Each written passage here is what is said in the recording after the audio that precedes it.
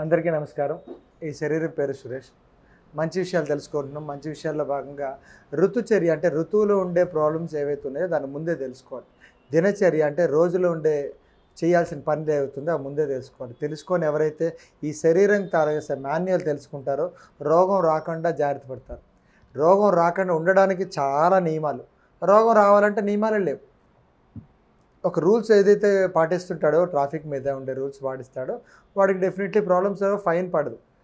కానీ ఎవరైతే రూల్స్ పాటించకుండా అడ్డదిడ్డంగా వెళ్తున్నారో వాళ్ళకే ఎక్కువ సమస్యలు వస్తున్నాయి. అదేవిధంగా ఈరోజు మనం చెప్పుకోవాల్సింది ఏంటంటే ఈ వేసవికాలంలో వచ్చే డీహైడ్రేషన్ ప్రాబ్లమ్ గురించి చెప్తాం. డీహైడ్రేషన్ ఎందుకు వస్తుందంటే అంటే మన బాడీ లోపల మన శరీరం తయారైందే హైడ్రోజన్. మనం పుట్టడానికి కారణమే హైడ్రోజన్. అంటే మనం ఎక్కడి నుంచి మేఘాల నుంచి వచ్చినాం. సురులు అంటే దేవతా స్వరూపం నుంచి మనం మానవ స్వరూపంలో వచ్చినాం. ఎలా వచ్చినామంటే పిడుగు రూపంలో వచ్చినాం. మేఘాలు ఎప్పుడైతే బాగా కొట్టుకొని రెండు హైడ్రోజన్ వాయువులు గుర్తుకొని కిందకి పడగానే నీళ్ళు ఇవన్నీ తగిలి మన పురుగు రూపంలో అండ్ హైడ్రో రూపంలో అమీబా రూపంలో ఇలా శరీరం ఈ తయారు మైటోకాండ్రియా ద్వారా శరీరం తయారు. కారణం హైడ్రోజన్. మనకు కావాల్సింది హైడ్రోజన్ ఆక్సిజన్ అంటే H2O శరీరంలో ఉండేది నీరు. అలాగా ఈ డీహైడ్రేట్ అంటే నీళ్ళు శరీరంలో హైడ్రోజన్ వాల్యూస్ తగ్గిపోతున్నాయి.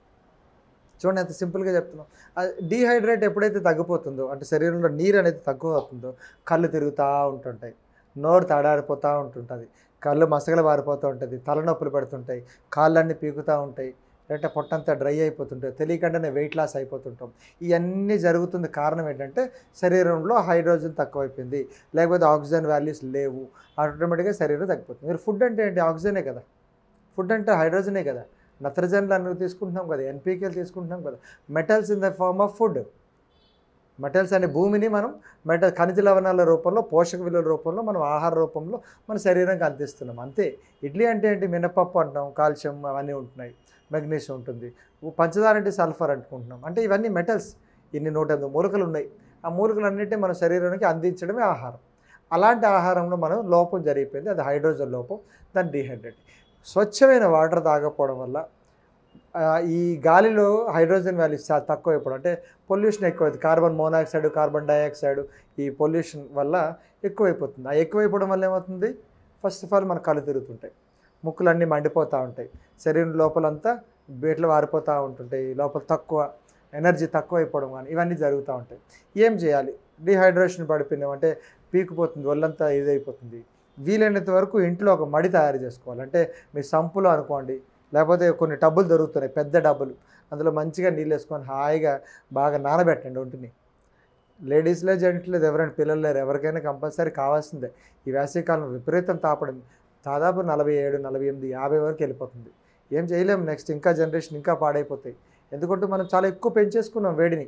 ఏసీల రూపంలో, మొబైల్ రూపంలో, టవర్స్ రూపంలో, వెహికల్స్ రూపంలో అన్నీ పెంచేసుకున్నాం. అన్ని చెట్లు ఎక్కడ లేకుండా పోతున్నాయి. అండ్ భూమి లోపల నుంచి నీరు చెట్ల రూపంలో బయటకు రావాలి, అవి రావట్లేదు. ఎక్కడ పడితే అక్కడ బోర్లు తవ్వుతున్నాం. కాబట్టి ఈ సమస్య ఉందని చెప్పేసి మనం పారిపోవడం కాదు, దాన్ని తగ్గించుకోవాలనుకుంటే మనం కూడా కొన్ని మార్పులు చేసుకోవాలి. ఇంకా చెప్పుకుంటే ఎవరికైతే చెరువు ఉంటుంది, చెరువు మడ్ అంటాను చెప్పంట బురద, ఆ బురదలో కొంచెం పడుకోవాలి. చూడండి కుక్కలు ఏం చేస్తాయి? హాయిగా బురదలో పడుకుంటాయి. కొన్ని పందులు, కొన్ని జంతువులు, లేకపోతే ఏనుగులు ఇవన్నీ మంచిగా చల్లదనం పడుతుంటాయి. ఎందుకంటే శరీరాన్ని దాన్ని బాగా తాపడం చేసుకుంటుంది. మనలాగా బట్టలు పట్టుకుండవు, మనలాగా ఇల్లు ఉండదు. అందుకేం చేస్తుంది? అది ఆ బురదలో బాగా పొరులుతూ ఉంటుంది. ఏమవుతుంది? శరీరంలో మంచిగా శరీరం బయట నుంచి కూడా చర్మగ్రంథులు అంతా తీసుకుంటాయి, అవి గట్టి పడతాయి. దానికి డీహైడ్రేట్ ఉండదు. ఎంత ఎండల్లో తిరిగినా, ఎక్కడ తిరిగినా, గుహల్లో పడుకున్నా ఏమవ్వదు. అందుకు ప్రతి ఒక్క జంతువు ఏం చేస్తే నీరు దొరికిందంటే హాయిగా గెంతుతూ ఉంటుంది. ఏనుగు చూడండి మంచిగా కొట్టుకుంటుంది. మనిషి కూడా ఇష్టం. మనిషి బాగా ఎక్కువ ఇష్టపడేది ఏంటంటే ఎక్కువ ఆహారం తింటున్నప్పుడు, స్నానం చేస్తున్నప్పుడు. ఎందుకు? రెండు బాగా ఎంజాయ్ చేస్తాడు. ఆ స్నానం కూడా హడావిడైపోయింది. ఒకప్పుడు స్నానం ఎక్కువ జరకాలు ఆడుకుండేవారు, చెరువుకి వెళ్ళేవారు, కొలనికి దగ్గరికి వెళ్ళేవారు, నదికి వెళ్ళేవారు స్నానం చేయడానికి. ఇప్పుడు అంతా మొత్తం పోయింది. మొత్తం ట్యాపుల్లోకి వచ్చినాం, బకెట్లలోకి వచ్చాం. అందుకని ఏమవుతుంది? శరీరం కొంచెం ఇబ్బంది పడుతుంది. అవకాశం దొరుకుతున్నప్పుడు ఎక్కడైతే కొంచెం చెరువు, కొంచెం మడ్డి ఉన్నా పర్లేదు, తప్పేం కాదు. కావాలంటే ఇంటికి వచ్చి సబ్బు పెట్టుకుందాం. కానీ శరీరం మట్టికి పడాలి. ఆ బురద మట్టి ఏదైతే ఉందో, బురద అంటే బాగా బంక మట్టి, చెరువు చివరి ఫస్ట్ స్టార్టింగ్లో ఉంటుంటాయి కదా, ఆ మట్టితో మంచిగా తెచ్చుకొని అందులో, లేకపోతే అవకాశం ఉందంటే అక్కడే పడుకొని కొంచెం ఒక పక్క తీసుకొని మడ్డిలా చేసుకొని పడుకుంటే దానివల్ల పెద్ద సమస్య అనేది తగ్గుతుంది. సొరియాసిస్ అని కానీ లేకపోతే డీహైడ్రేట్ ప్రాబ్లమ్స్ తగ్గుతుంటుంది. ఇంకా చెప్పుకోవాలనుకుంటే తలకి బాగా మర్దన పెట్టుకోవాలి, ఆయిల్ బాగా మర్దించుకోవాలి. ఆ మట్టిని మంచిగా తలకు పెట్టుకుంటే తల నుంచి మొత్తం అంతా వేడి లాగుతుంటుంది. చాలా వరకు ఏం చేస్తే అరిపాదాలు మంటలు వస్తుంటాయి. ఆ మట్టిని మంచిగా బకెట్లో పెట్టి పిసుకమంటాం, ఇలా తొక్కమంటాం. దానివల్ల బాగా తగ్గుతుంది. అంటే చాలా వరకు ఈ కాళ్ళ దగ్గర నుంచి పాదాల ద్వారా అంటే శరీరానికి ఎంత వేగంగా తడిదనాన్ని ఎప్పుడైతే మనం అందిస్తామో ఆటోమేటిక్గా డీహైడ్రేట్ సమస్యలు తగ్గుతాయి. చాలా వరకు ఆడపిల్లలు ఎక్కువ నీళ్ళు తాగట్లే, ఎందుకు? మూత్రం పోస్తుందని. ఇంకా మన శరీరము ఎక్కడ మన దానికి ఎనర్జీ అందిస్తాం? 6000 లీటర్లు క్లీన్ చేయాలి మన కిడ్నీ, చిన్నది ఉంటుంది, అది బాగా క్లీన్ చేస్తూ ఉంటుంది. మనం నీరు ఇవ్వకపోతే ఏమవుతుంది?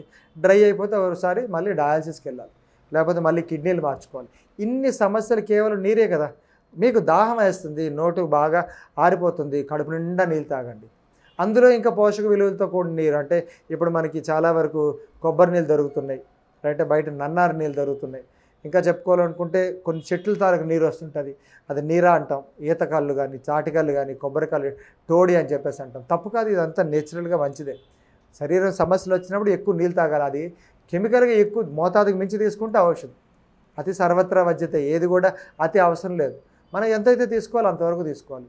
శరీరం నేచురల్ తయారు చేస్తుంది. వాటర్ మిలను, మస్క్ మిలను, కీరాకాయలు, దోసకాయలు, కొబ్బరి నీళ్ళు, కొబ్బరి గుజ్జులు, ఈతకాయలు, ఈత చెట్లు, ఇంకా చెప్పుకోవాలంటే తాటి ముంజలు, ఇవన్నీ నేచర్లోనే వస్తుంటాయి. ఇవన్నీ మనం తీసుకోవాల్సిందే. గుమ్మడికాయలు, మంచి గుమ్మడి దొరుకుతుంటుంది, లేకపోతే ఇంకా పొట్లకాయలు, సొరకాయలు, ఎన్ని ఉన్నాయి. ఇవన్నిట్లో వాటర్ ఉంది. ఇవి తినాలి, కానీ బాగా మసాలా మాంసం వేసుకొని తింటామా? తినండి, అది కూడా మంచిదే, తప్పేం లేదు. ఎవరైతే అవకాశం ఉంటే కొంచెం తీసుకోవాలి. ఎవరు వేటకి వెళ్ళినోడు కంపల్సరీ తినాలి. భయము లేకుండా ధైర్యం పెంచాలంటప్పుడు తినాలి. సో వేటాడి తినాల్సిన విషయం మొత్తం అంతా కొనుక్కొని తినాల్సి వస్తుంది, రైట్. అంటే ఇవన్నీ మనం ఎందుకు చేస్తున్నాం అంటే శరీరంలో ఈ డీహైడ్రేట్ సమస్యలన్నీ, దానివల్ల శరీరం కృషించిపోయకుండా ఉండడానికి మనం వీలైనంత వరకు నీరుండే పదార్థాలు బాగా ఎక్కువ తీసుకొని ఎందుకంటే ఆర్గాన్స్ అన్నీ నీటితోనే తయారైంది. ఆ ఆర్గాన్స్ అన్నిటికీ మంచి నీరు, రక్తం బాగా అందాలంటే శరీరానికి మూమెంట్స్ ఉండే, ఈ లూబ్రికెంట్ ఉండే వాటర్ని సరైన విధానంగా, సరైన రీతిలో మన శరీరం తీసుకుంటారని కోరుకుంటున్నాం. ఇంకా దీనివల్ల వచ్చే సమస్యలన్నింటినీ మీరు తగ్గించుకుంటారని కోరుకుంటున్నాం. నమస్కారం.